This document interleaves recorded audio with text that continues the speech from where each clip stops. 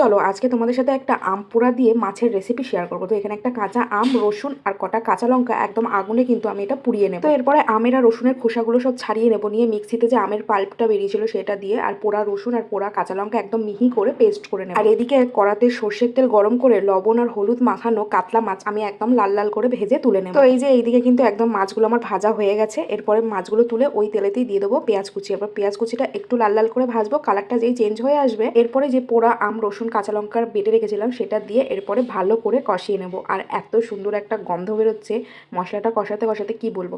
তারপরে একটু মিক্সি ধোয়া জল দিয়ে দিলাম, দিয়ে এরপরে দেবো কিছু গুঁড়ো মশলা যেমন লবণ, স্বাদ মতো, পরিমাণ মতো হলুদ, অল্প একটু ধনে গুঁড়ো দিয়ে একদম ভালো করে কষিয়ে নেবো। এরপরে দেবো একটু লঙ্কার গুঁড়ো, কালারটা একটু সুন্দর আসার জন্য।